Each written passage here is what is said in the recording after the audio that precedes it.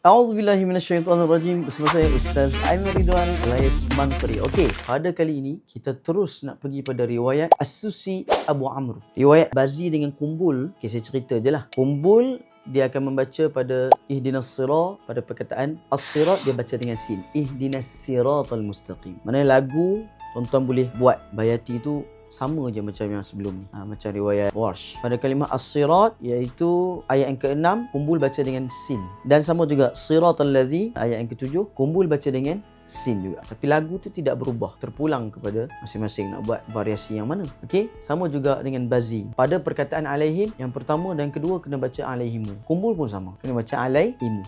Jadi kita kena paksa, kita kena cuba berlatih untuk baca ayat ke-7 tu satu nafas. Kemudian kita pergi pada riwayat As-Susi Abu Amr. Riwayat As-Susi Abu Amr ni special sikit sebab dia ada idgham kabir. Idgham kabir? Apakah idgham kabir? Idgham kabir ini berlaku pada Ar-Rahim dengan Maliki. Maksudnya mim tu dimasuk dalam mim tu dan dipanjangkan rahim, him tu. Rahim. Nampak? Dia baca berapa? 2, 4, 6 harakat. Jadi harakat kita akan jadi banyak, panjang. Okay, saya akan contohkan. Anda mungkin boleh ikutlah. A'udzubillahi minasyaitonirrajim. Bismillahirrahmanirrahim. Ayat kedua ni, alhamdulillahirabbil alamin, kita buat harakat pertama bayati. Kita nak jimat harakat. Alhamdulillahirabbil alamin. Harakat yang kedua, Ar-Rahmanir-Rahim, kita akan sambung kepada Malik Yaumiddin dengan idgham kabir. Ar-Rahmanir-Rahim Malik Yaumiddin.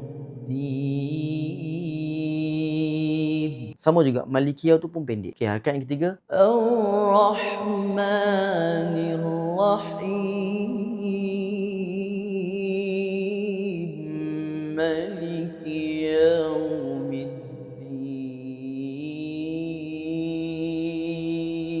sini ada sedikit kelainan. Dia akan baca 4 harakat lah yang kali kedua. Dan kali ketiga dia akan baca 6 harakat. Ar-Rahmanir-Rahim Malik Yaumiddin.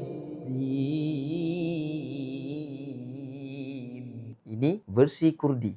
Special saya bagi. Kemudian kita terus pada harakat akan ikut harakat keempat lah. Iyyaka na'budu wa iyyaka nasta'in. Sambungan harakat keempat. Ihdinas siratal mustaqim. Okey, kita akan sambung balik riwayat Susi Abu Amr tadi. Sambungan harakat keempat tadi.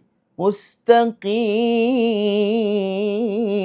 Kalau ikut kita nak buat harakat kelima. Harakat kelima ni mungkin dia masih belum panas. Tapi kalau kita nak payung terus jawab-jawab, sebab kita kena baca sampai waladdallin je, kita boleh buat variasi harakat. Variasi harakat kita naik terus. Harakat yang ke-6 yang lazim orang tahu. Siratal ladzina an'amta 'alaihim ghairil maghdubi 'alaihim waladdallin.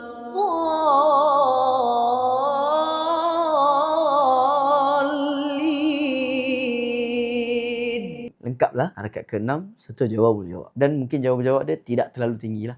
Mungkin anda mampu. Mungkin ini variasi ini sesuai dengan anda. Boleh cuba, insya-Allah.